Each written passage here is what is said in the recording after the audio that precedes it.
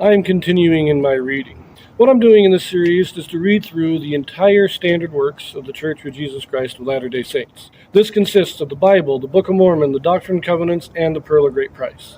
I am continuing reading in a chronological order, according to event, not according to publication or volume, so I'm skipping around a bit as I move along. We are continuing in the Gospels.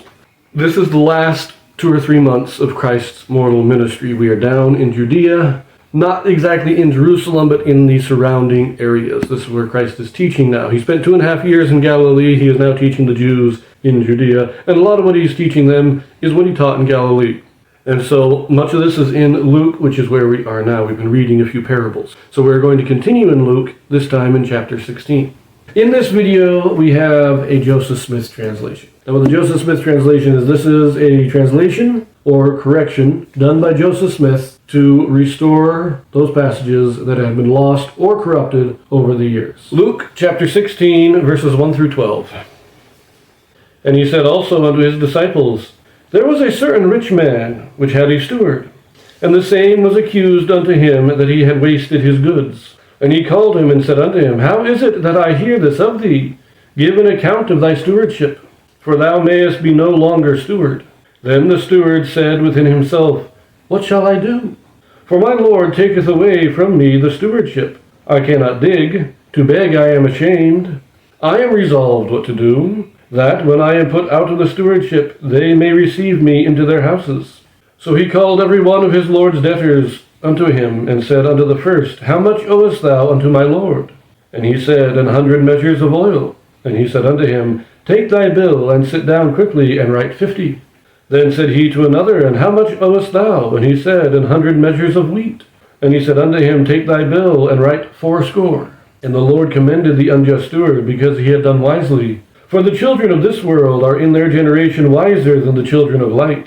And I say unto you, Make to yourselves friends of the mammon of unrighteousness, that when ye fail, they may receive you into everlasting habitations. He that is faithful in that which is least is faithful also in much, and he that is unjust in the least is unjust also in much. If therefore ye have not been faithful in the unrighteous mammon, who will commit to your trust the true riches? And if ye have not been faithful in that which is another man's, who shall give you that which is your own? This is an odd parable, in that this is an odd parable, as it seems that Christ is justifying dishonesty, all that, but it's not really. What the parable is really saying is, the wicked, or the people of this world, who don't see a future beyond this life, are still wise enough to prepare and plan for the future they think they have. They're not wasting their time. And so for us, who have the greater riches of eternity in sight, are we preparing? Are we being prudent in our lives in preparing for that future? And if we prove that we are incapable of handling what we have here in mortality, how can God trust us with the eternities?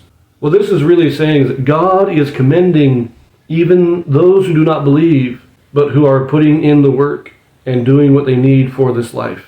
Even the atheist who sets aside for the winter, who does the work that he is needed to so that he can retire comfortably in his old age. God sees that and he approves of that work. He is pleased with those who have that foresight. But then he tells us we should be just as wise as they are in preparing for the eternities. It's an interesting parable.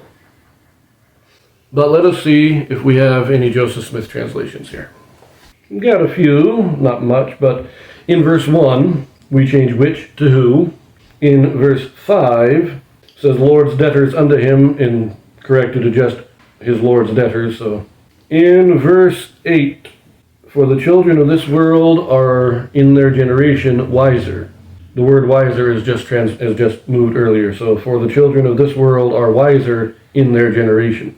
Now verse 10 has a few things here. It's now he who is faithful, and later on, he who is unjust in the least is also unjust in the most. Minor grammatical corrections, though, and the same thing here in 12. We simply add the word unto, so who shall give unto you that which is your own. Minor grammatical corrections, nothing important. So we leave that here, and we are continuing in Luke for a little bit longer, so I will see you there.